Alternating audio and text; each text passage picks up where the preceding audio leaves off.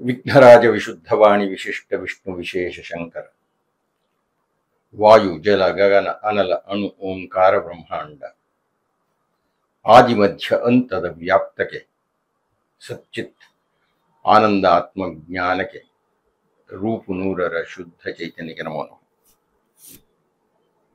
ಆತ್ಮೀಯರೇ, ಬಹಳ ಕಾಲದ ಮೇಲೆ ನಿಮ್ಮ ಜೊತೆ ಮಾತಾಡ್ತಾ ಇದ್ದೀನಿ. ನಮಗೆ ನಮ್ಮ ಜೀವನದಲ್ಲಿ ಅತ್ಯಂತ ಆದರ್ಶಪ್ರಾಯವಾಗಿರತಕ್ಕಂಥ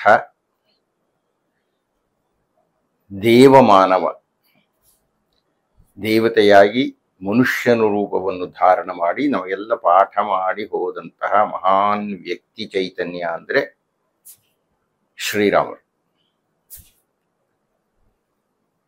ಭಾರತದ ಮಟ್ಟಿಗೆ ಹೇಳಬೇಕು ಅಂದ್ರೆ ಶ್ರೀರಾಮರು ಮರ್ಯಾದಾ ಪುರುಷೋತ್ತಮ. ಬರೀ ಮರ್ಯಾದಾ ಪುರುಷೋತ್ತಮರಷ್ಟೇ ಅಲ್ಲ, ಪಿತೃವಾಕ್ಯ ಪರಿಪಾಲನಾ ಸಮರ್ಥ, ಮಾತೃವಿಗೆ ಮಹಾಮಮತೆಯನ್ನು ತೋರಿಸಿದಂತಹ ಪ್ರಭು. ಭಾರತದ ರಾಜಕೀಯ ವ್ಯವಸ್ಥೆಯಲ್ಲಿ ಧಾರ್ಮಿಕ ಪ್ರತಿನಿಧಿಯಾಗಿ, ವೈದಿಕನಾಗಿ, ವೇದಾಂತಿಯಾಗಿ ಪ್ರಜ್ವಲಿಸಿದಂತಹ ಒಂದು ಮಹಾನ್ ಬೆಳಕು. ನಾವು ಸುಖವಾಗಿ ಬದುಕಲಿಕ್ಕೆ ಇಷ್ಟಪಡ್ತೀವಿ, ಜೀವನದಲ್ಲಿ ಸುಖವಾಗೇ ಇರ್ತೀವಿ. ಆದರೆ ಧರ್ಮದ ವಿಷಯಕ್ಕಾಗಿ ಸುಖವನ್ನು ಕಳೆದುಕೊಂಡಂತಹ, ಕಷ್ಟವನ್ನು ಆಹ್ವಾನ ಮಾಡಿದಂತಹ ಒಬ್ಬ ಮಹಾನ್ ತ್ಯಾಗಶೀಲ ಅಂದರೆ ಶ್ರೀರಾಮಚಂದ್ರರು. ಇರಲಿ, ಶ್ರೀರಾಮಚಂದ್ರರ ಬಗ್ಗೆ ಮಾತಾಡ್ತಾ ಹೋದರೆ ಅದು ನಿಮಿಷಗಳಲ್ಲಿ ಮುಗಿಯತಕ್ಕಂಥದ್ದಲ್ಲ, ಅದು ಗಂಟೆಗಳು ದಿವಸಗಳು ಬೇಕಾಗುತ್ತೆ. ಅದು ಹೇಗೂ ಇರಲಿ, ಕೋಟಿ ಕೋಟಿ ಕೋಟಿ ಕೋಟಿ ಕೋಟಿ ಕೋಟಿ ಭಾರತೀಯರಿಗೆ ಪರಮ ಆರಾಧ್ಯವಾಗಿರತಕ್ಕಂಥ ಶ್ರೀರಾಮಚಂದ್ರರ ಬಗ್ಗೆ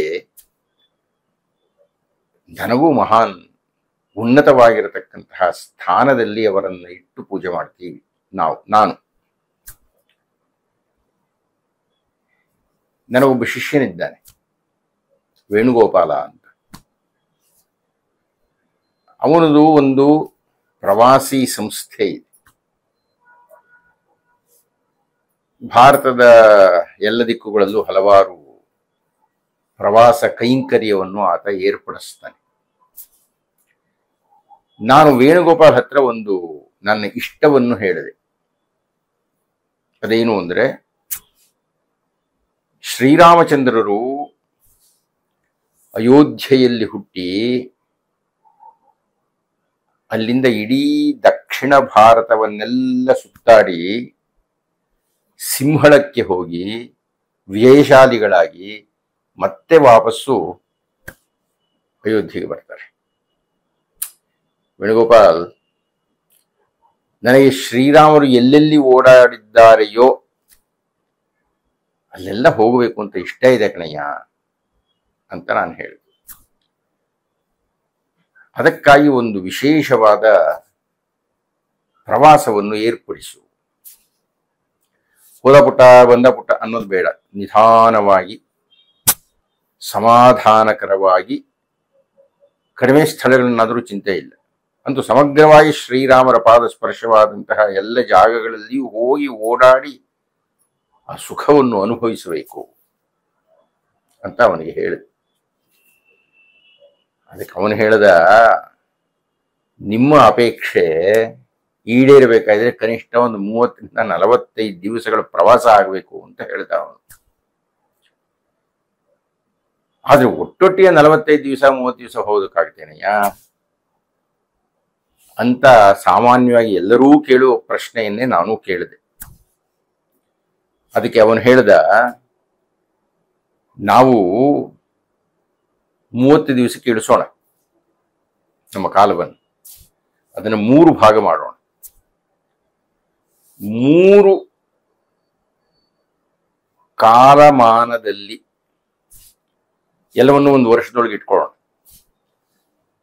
10 ದಿವಸಗಳ 3 ಪ್ರವಾಸಗಳನ್ನು ಮಾಡಿ ಅಯೋಧ್ಯೆಯಿಂದ ಹೊರಟು ನಿಮ್ಮ ಅಪೇಕ್ಷೆಯಂತೆ ಶ್ರೀರಾಮರು ಓಡಾಡಿದ ಜಾಗದಲ್ಲೆಲ್ಲ ನೋಡಿಕೊಂಡು ಸಿಂಹಳಕ್ಕೆ ಹೋಗಿ ಅಲ್ಲಿ ಅನೇಕ ಪ್ರೇಕ್ಷಣೀಯ ಸ್ಥಳಗಳಿವೆ, ನೋಡಬಹುದಾದ ಸಾಕಷ್ಟಿವೆ. ಅವುಗಳನ್ನೆಲ್ಲ ನೋಡಿಕೊಂಡು ಮತ್ತೆ ಅಯೋಧ್ಯೆಗೆ ವಾಪಸ್ ಬರತಕ್ಕಂಥದ್ದು 30 ದಿವಸಗಳ ಪ್ರವಾಸ ಇಟ್ಕೊಳ್ಳೋಣ. 10 ದಿವಸಗಳ 3 ಕಂತುಗಳಲ್ಲಿ ಇದನ್ನೆಲ್ಲ ನಾವು ಮಾಡೋಣ ಅಂತ ಭರವಸೆ ಕೊಟ್ಟ.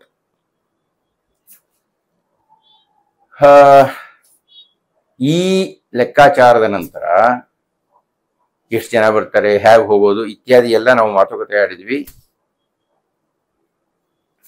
ಮತ್ತು ನಮ್ಮ ಜೊತೆಗೆ ಯಾರಾದರೂ ಬಂದರೆ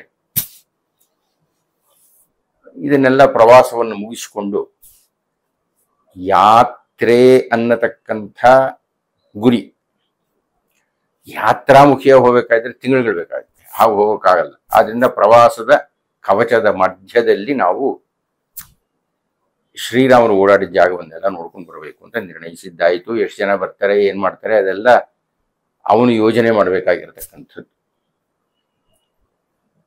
ಅದಕ್ಕಾಗಿ ಅವನೊಂದು ತಯಾರು ಮಾಡಿದ ಮೊಟ್ಟ ಮೊದಲನೆಯ 10 ದಿವಸಗಳ ಪ್ರವಾಸದ್ದು ರೂಪುರೇಖೆ ಹೇಗಿರುತ್ತೆ ಅಂತ. ಮಾರ್ಚ್ 10ನೇ ತಾರೀಖಿನಿಂದ 11 ದಿವಸಗಳ ಕಾಲ ಪ್ರವಾಸ. ನಾನು ನಿಮ್ಮಲ್ಲಿ ಪ್ರಾರ್ಥನೆ ಮಾಡ್ತಾ ಇದ್ದೇನೆ, ನಿಮಗೆ ಯಾರಿಗಾದರೂ ಆಸಕ್ತಿ ಇದ್ದರೆ ಶ್ರೀರಾಮರ ಪಾದ ಸ್ಪರ್ಶದ ಜಾಗಗಳನ್ನ ನಾವು ಸ್ಪರ್ಶ ಮಾಡಿ ಬರೋಣ ಅನ್ನುವುದಿದ್ದರೆ ದಯಮಾಡಿ ನಿಮ್ಮ ಅಭಿಪ್ರಾಯವನ್ನ ಸೂಚಿಸಿ. ನಾನು ನನ್ನ ಉಪನ್ಯಾಸ ಅಂತಲೇ ಬರ್ತೇನೆ, ಮಾಡೋದೇ ಅದಾದ್ರಿಂದ ನನ್ನ ಈ ಕೆಲವು ಮಾತುಗಳು ಮುಗಿದ ಮೇಲೆ ಆ ವೇಣುಗೋಪಾಲ್ ಕೊಟ್ಟಿರತಕ್ಕಂಥ ಪ್ರವಾಸದ ಒಂದು ಚಿತ್ರವನ್ನ ನಾನು ಜೋಡಿಸ್ತಾ ಇದ್ದೇನೆ. ತಾವು ಅದನ್ನ ಅಧ್ಯಯನ ಮಾಡಿ ಆಸಕ್ತಿ ಇರುವವರು ದಯವಿಟ್ಟು ವೇಣುಗೋಪಾಲ್ ಜೊತೆಗೆ ದೂರವಾಣಿಯನ್ನ ಮಾಡಿ.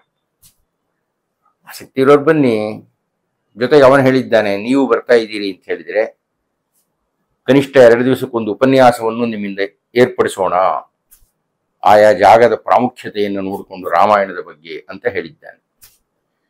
ಹೀಗಾಗಿ ನನ್ನ ಜೊತೆಗೆ ನೀವು ಪ್ರವಾಸಕ್ಕೆ ಬಂದರೆ ಕನಿಷ್ಠ ಒಂದು 4 ಉಪನ್ಯಾಸಗಳಾದರೂ ಆ 10 ದಿವಸಗಳಲ್ಲಿ ಇರುತ್ತೆ ಪ್ರಧಾನ ಕ್ಷೇತ್ರಗಳಲ್ಲಿ. ಆದ್ರಿಂದ ನೀವು ಬನ್ನಿ ಅಂತ ಕರಿತಾ ಇದ್ದೀನಿ. ಯಾರಿಗೆ ಸಾಧ್ಯ ಆಗುತ್ತೋ, ಯಾರಿಗೆ ಆಸಕ್ತಿ ಇರುತ್ತೋ, ಯಾರಿಗೆ ಲಭ್ಯವಿರುತ್ತೋ ಅವರೆಲ್ಲ ದಯಮಾಡಿ ವೇಣುಗೋಪಾಲ್ ಜೊತೆಗೆ ಸಂಪರ್ಕವನ್ನು ಸಾಧಿಸಿ ಅವನ ಜೊತೆಗೆ ಮಾತಾಡಿ, ಜೊತೆಗೆ ಬನ್ನಿ. ಸ್ವಾಗತ. ನಮಸ್ಕಾರ.